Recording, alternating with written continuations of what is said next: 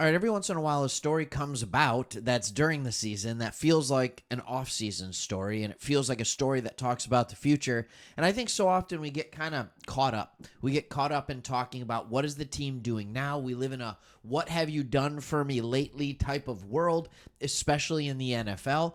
But I want to talk about something. I just want to take a step back and kind of talk about somebody who is playing well for the Atlanta Falcons that hasn't seen the field yet. I know what you're thinking. That's weird, but I got some insider stuff, all right? And by insider, I just mean I listen to Jesse Bates talk. All right, if you like this channel, if you like what we're doing, hey, we're Lions fans. We don't hide that. We don't ever, sugarcoat that. We love the Lions, but at the same time, we love the NFL. We love talking news about those teams that aren't in those crazy markets or teams that the national media seems to ignore. And we love talking about the Falcons, especially because we're from Michigan, from West Michigan. That's where Kirk Cousins is from. But anyways, Jesse Bates went to the podium and talked a little bit about another quarterback on this team.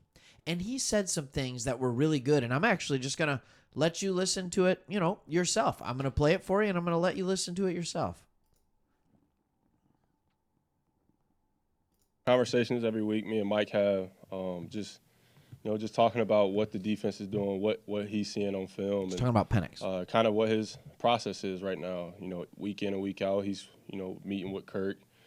He's preparing like a starter would, and it's just cool to see because it's a weird situation for him, I'm sure, but it's a huge learning opportunity for him to sit back and see how this whole thing goes instead of just getting thrown out there in the fire. So he's super, super positive minded.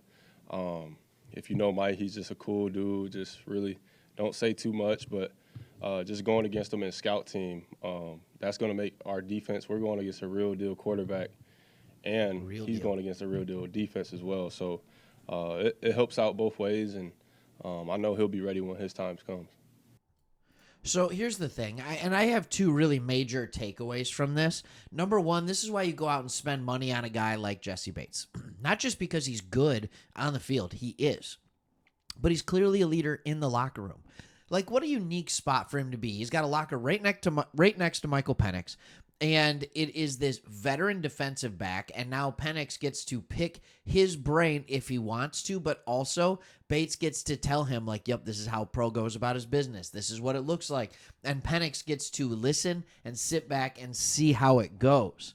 Look, we've seen this before. I could give you the same old spiel. I could give you hey, what about Jordan Love? Hey, what about Patrick Mahomes? Hey, and I could talk to you about all these quarterbacks that had the opportunity to sit instead of getting thrown in the fire right away. I could also give you a bunch of quarterbacks that got thrown in the fire right away and didn't succeed. Here's the truth. It is more often than not, if a quarterback sits, he ends up being more successful. That's true.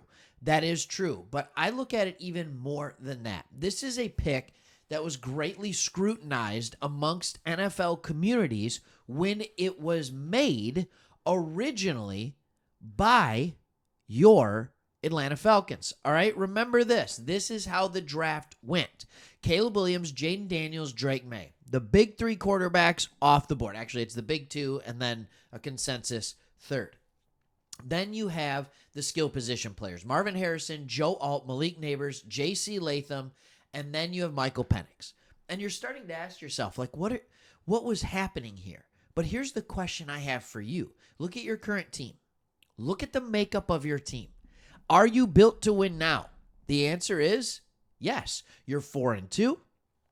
You are at least a co-favorite to win this division. I would even say the leader in the clubhouse. So what else were you going to take? Were you going to take Rome Odunze?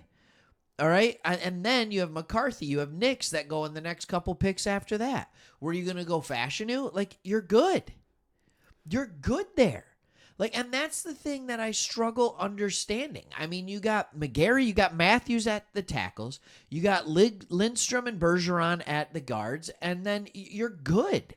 Like, you're in a very good spot. You weren't going to take an interior lineman at number 8, all right, to find a center solution. You weren't going to sit here And there were a couple of defensive ends. I understand that. But again, you kept with your win now mode. You spent additional money that you had on Matthew Judon. You went out and got Justin Simmons. Like, you took care of your holes with veterans because you know there are veterans that are ready to win right now. You sit here and you're like, oh, what about Rome Odunze? I think Drake London and Mooney are doing just fine. Mooney's out here looking like the second coming of Jordan Addison in Minnesota with Kirk Cousins. Like, gotta love that number 2 wide receiver, right? You got a good offensive line. You have a talented tight end. This is a team that's designed and built to win now.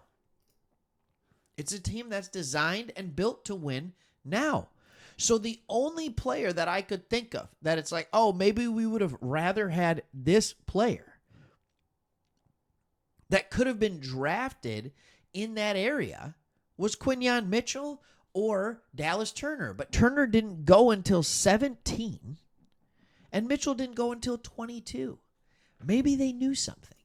Maybe they knew what was going on, and maybe they realized, like, yeah, some of these players can help us, but what we want to do is realize they're not going to move the needle enough. We can go out, we can spend some money on free agents, we can bring in somebody with a trade. We're not going to spend too much money now, or we're not going to spend all of our resources now, because we'll be able to get players like that can affect a game. You can get a good corner in the late teens, early 20s in a draft. You can get a decent edge rusher. You can definitely get a good defensive tackle, interior offensive lineman, late first, early second. You can't get a good quarterback. Look around the league. Look at the teams that are absolutely struggling and wish they had a quarterback. Just desperately wish they had a quarterback. You have one. His name's Kirk Cousins. But you need to think about when he's done. This is a 35, 36-year-old guy coming off of an injury to his Achilles. He's 36. He could be done at any moment. Boom. What's your next path? He has a contract that's a 4-year deal, but it's essentially a 2 or 3 year deal. Who's next after that? Do you want to be sitting in here looking like, I don't want to say it. I know this sounds really, really mean, but do you want to look like the Raiders? We talk about the Raiders on this channel.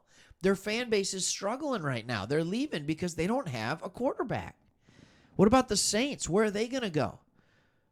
Where are they going to go? Like, there are so many teams that it's like, oh, man, they're just a great quarterback away from being phenomenal. The Steelers. Look at the Dolphins when they lost Tua. They had nothing in the back. They had no backup plan. This is a have and a have not league. And the one position that you cannot not have is quarterback. Nobody knows this better than Falcons fans. You saw what life was like after Matt Ryan. You saw it. You saw it.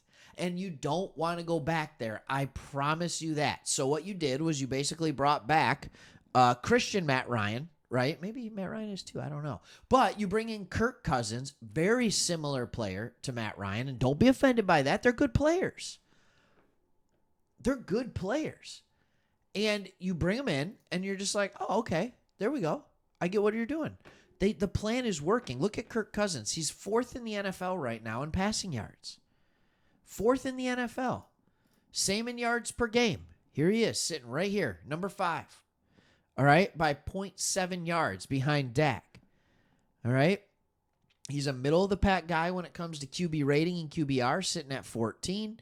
He's a middle-of-the-pack guy when it comes to completion percentage, sitting at 14. Right? He is averaging a good amount of yards per throw, which means that, hey, yeah, he still has enough arm strength to get it done. His touchdown interception ratio at 9-5 is not superb, but it's getting better. But also, you can tell he's an aging quarterback because he's sitting in the pocket. So you have Michael Penix sitting there waiting. He can play in the same offense, sit in the pocket, right? And he'll be ready to take over in a year or 2 or 3 or whenever Kirk gets hurt, which we hope he doesn't. We really hope he doesn't. And then he'll be ready to go. You'll still have a talented team around because you can continue to build around with your team being successful and you get late round picks. You can still get high quality talent at other positions. But late round picks don't get you elite quarterbacks. You had a number 8 pick. You had a top 10 pick. You had a quarterback that you knew and that you saw. And now he is showing to his teammates that he is the real deal and he will be a good quarterback. So now they'll have confidence in him by the time it's their turn. All right. Thanks for watching. Hope you like this. For more Falcons content and other NFL stuff, make sure you hit that subscribe button below. And hopefully, see you on the next one.